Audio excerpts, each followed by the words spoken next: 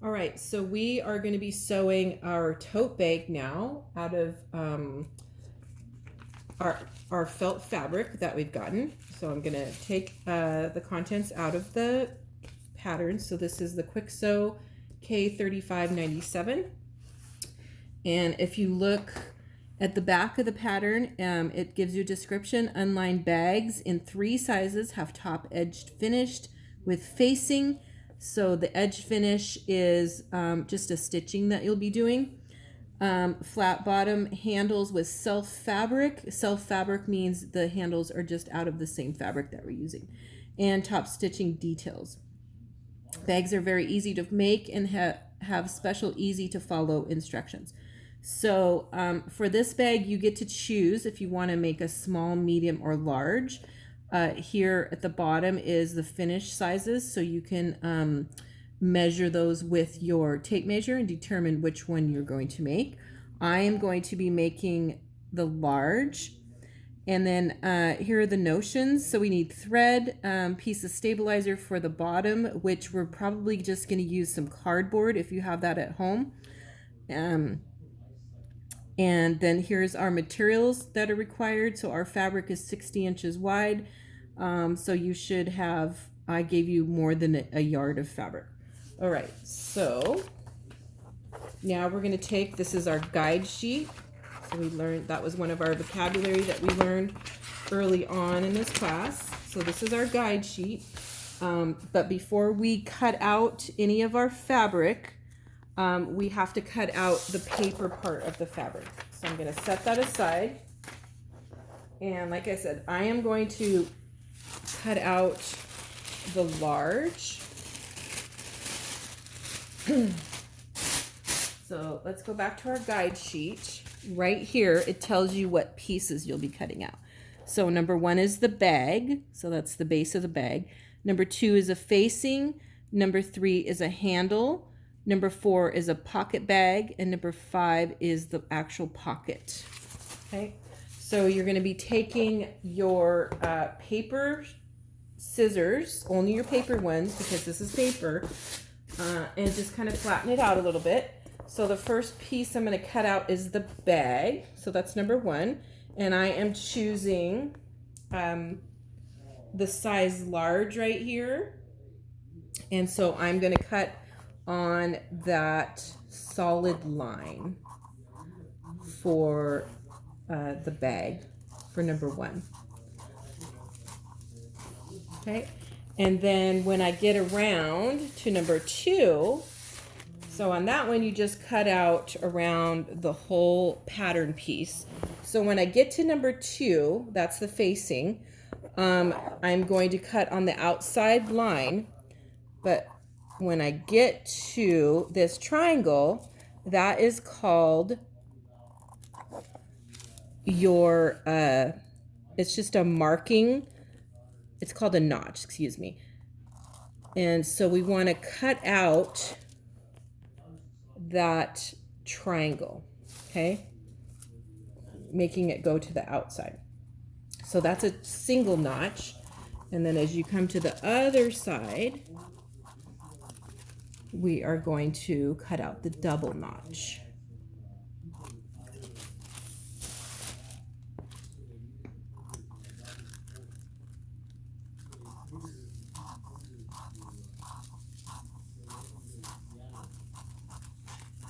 Okay, so then when you come to the single notch, you're going to cut out that triangle. And then on the handle, it doesn't look like there's any notches on it, but number 4, the pocket back, there are notches. There's a double one and a single one. And then number 5 has some single ones on it. So just make sure you are cutting out the triangle going out, okay, out from that line. Okay, so now that we have all our paper pattern pieces cut out, we want to take it over to the ironing board and we are going to just iron it down. So with paper, we don't want to use the steam on the iron if you have an iron. If you don't have an iron, you can probably just flatten it out with your hands. So right here, I've changed my setting on my iron to no steam, because if you use steam on the paper, it's going to shrink it, and we don't want to do that because that changes the size of it. Okay, so we're just going to press it and get all those wrinkles out. And remember your sewing safety with an iron. You always know where your body is at and where your hands are at with the iron. So I'm just holding it there, and I'm getting all of my creases out of my paper pattern. Okay, so now I'm going to come back over to my guide sheet, and this fabric is more than 60 inches wide. So here is my cutting layout for 60 inches wide or more.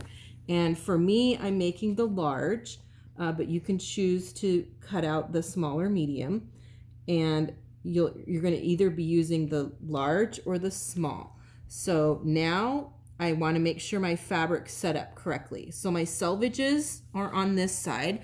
So this is what your selvages are. Okay, this is your cut edge here, and then your selvages are right here, and the fabric should be folded with right sides together. And on this fabric, it's pretty easy to see. This is the right side of the fabric is just a little more brighter, I guess. So just to help me, I'm going to put a pin there so I know what the right side of my fabric is. Okay, and then I'm going to go back over to my cutting layout, and I have 4, 5, 2, 1, and 3. So 1 has the bottom of it facing to the left. So let's go ahead and set that up, and I'm going to show you how to make sure that everything is on grain. Okay, so 4 is next. So we always want to make sure that we are utilizing as much fabric, as little fabric as we need to. Okay, so we're getting it nice and close to the selvage. So the way that we make sure it's on grain is, so I'm just gonna pin it down just real quick there so it doesn't move. So I'm going to measure from this grain line. So that was one of our vocabulary 2, the grain line. And we want to make sure our grain line is parallel with our selvage. So that means it has to be the same distance. So this one is about 8 inches right here at the top. And then we want it to be 8 inches at the bottom, or the top and the bottom. So now I'm going to pin it. So we're just grabbing a little bit of that fabric, and make sure you're getting it through both layers of fabric. And our pins need to be parallel with our cut lines so that we're able to cut around the pattern. Okay, we don't want our pins perpendicular because then we would have to take the pin out, and we don't want to do that. Okay, so I'm flattening it out as I go, making sure that I'm going through both layers of fabric. And this will take you a little bit of time, so just don't rush it. Okay, and then I'm going to go ahead and do number 5. And again, I'm making sure that my grain is on grain. So what that means, like I said before, is we want to make sure that it's the same distance from the selvage. So I'm going to make this one 19, and I'm just going to put a pin in there.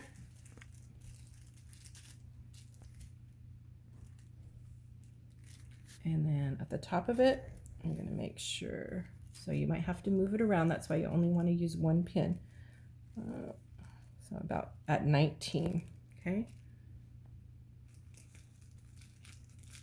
So now that I have the grain correct, then I can pin it all the way around.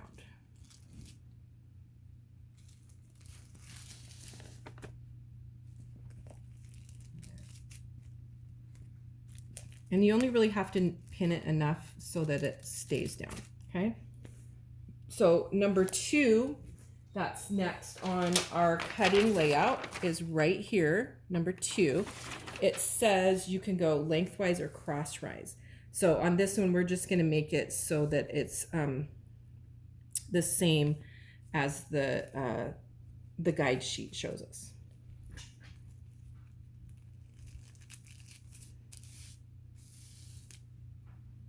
Okay, and as I'm pinning it, I'm just smoothing it out with my hand.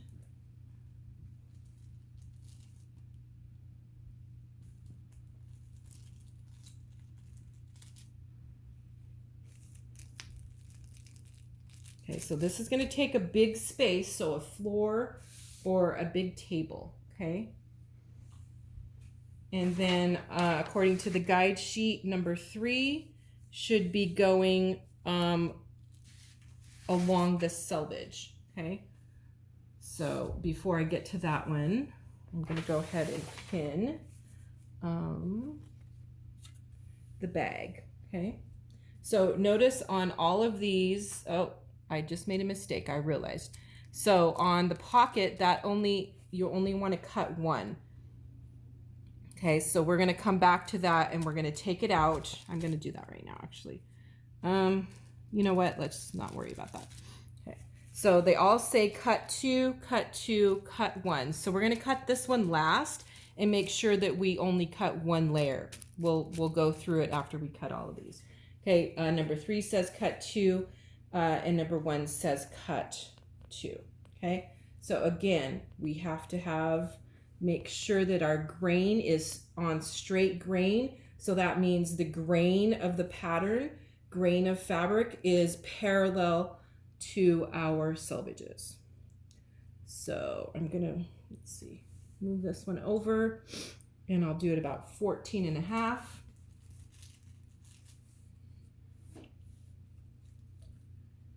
And so if you just put that one pin in there to start with, then you can adjust it to make the distance the same from the grain line, okay?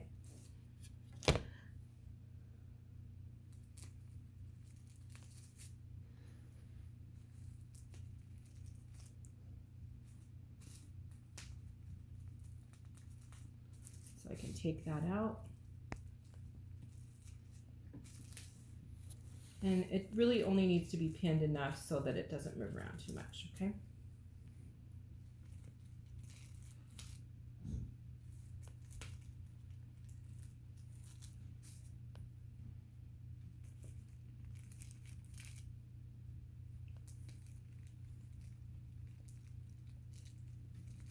Okay, so then number 3, I'm going to pin it the same way, and I'm going to mark my grain line and make sure I have straight grain. So it's 23.5.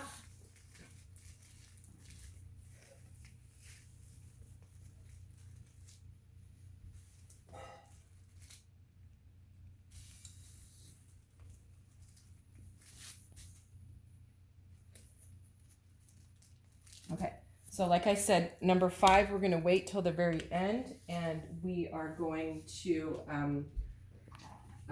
only cut one layer of that. So now we're ready to cut out our pattern, okay? So all you have to do is just cut it like you did before. Make sure you're cutting through both layers and go nice and slow along that edge of your pattern.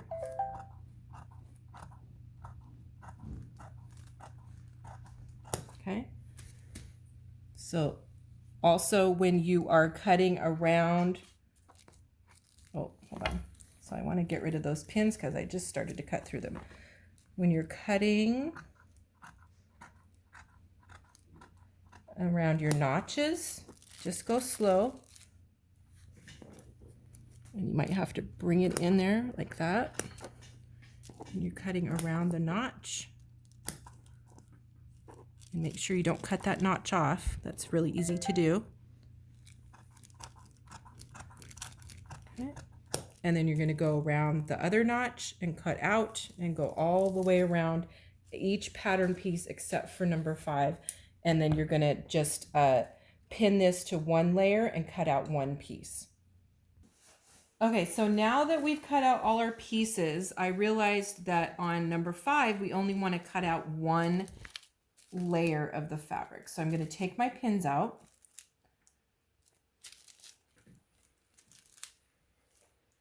And I'm going to release that one side.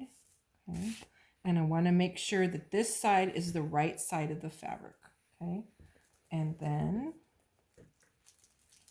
I will go ahead and pin it back onto the piece of fabric.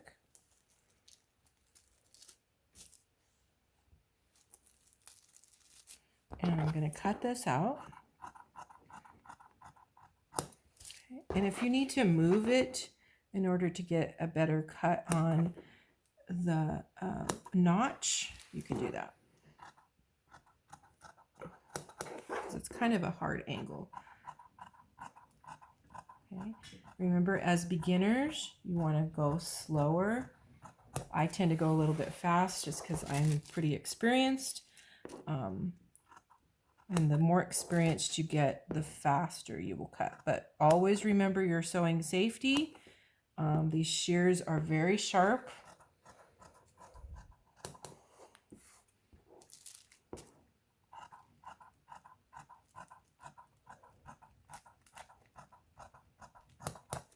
Okay, so, and you might want to use this extra piece for something else later. So hang on to all of your scraps that you have. So now you have number 1 cut out twice, right sides together. Number 2, number 3, the handle. Number 4, the pocket back. And then 1 layer, it says cut 1 of the pocket. Okay, so our next step is to start pinning it together and sewing it.